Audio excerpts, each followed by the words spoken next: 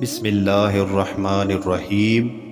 السلام علیکم ناظرین، میرا نام ہے اطہر ریاض اور آپ دیکھ رہے ہیں اطہر وائس یوٹیوب چینل۔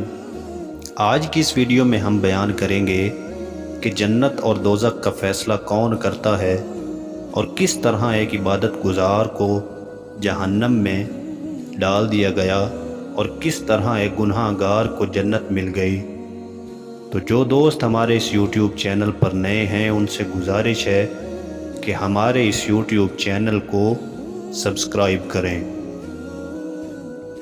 حضرت ابو ہریرہ رضی اللہ تعالی عنہ سے روایت ہے کہ نبی کریم صلی اللہ علیہ وآلہ وسلم نے فرمایا کہ بنی اسرائیل میں دو آدمی تھے جن کی آپس میں بائی بندی تھی۔ ان میں سے ایک گناہ گار تھا اور دوسرا عبادت گزار۔ عبادت گزار گناہ گار کو ہمیشہ گناہوں پر تنبیہ کرتا رہتا تھا کہ تو گناہوں سے باز آ جا۔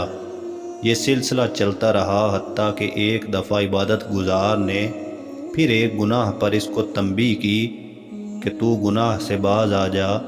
اس پر اس گناہ گار نے اس عبادت گزار کو جواب دیا کہ کیا اللہ نے تجھے مجھ پر نگران مقرر کر رکھا ہے؟ تو مجھے میرے رب پر چھوڑ دے۔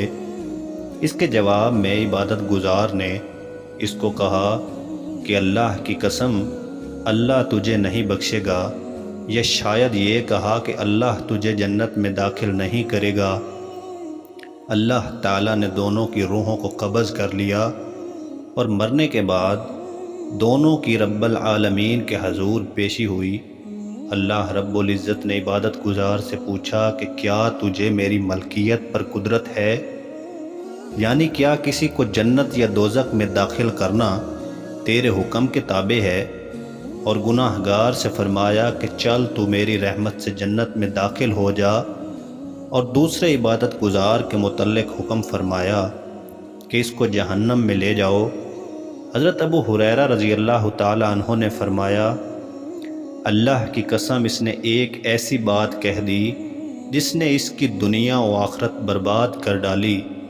ابن جریر نے حضرت ابو الجوزاء سے نقل کیا ہے کہ انہوں نے فرمایا کہ میں 13 سال تک حضرت ابن عباس رضی اللہ تعالی عنہ کے پاس آتا جاتا رہا۔ مجھے جب بھی کوئی قرآن مجید میں پوچھنے کی ضرورت درپیش ہوتی تو میں حضرت ابن عباس رضی اللہ تعالی عنہ سے پوچھ لیا کرتا تھا، اور میرا قاصد حضرت عائشہ رضی اللہ تعالی عنہا کے پاس پوچھنے کے لیے جایا کرتا تھا۔ چنانچہ میں نے کبھی بھی نہ تو حضرت ابن عباس رضی اللہ تعالی عنہ کو اور نہ ہی کسی عالم کو یہ کہتے ہوئے سنا کہ اللہ تعالیٰ نے فرمایا ہو کہ میں فلاں گناہ کو نہیں بخشوں گا۔ اللہ تعالیٰ کی رحمت کے ایسے انوکھے اور نرالے انداز پڑھ کر بے ساختہ یہ کہنے کو جی چاہتا ہے کہ اے میرے مالک، تیری بے نیازی کا میں شکوہ کر نہیں سکتا، مجھے اپنی ہی محبت میں بے رخی نظر آتی ہے۔ سبحان اللہ۔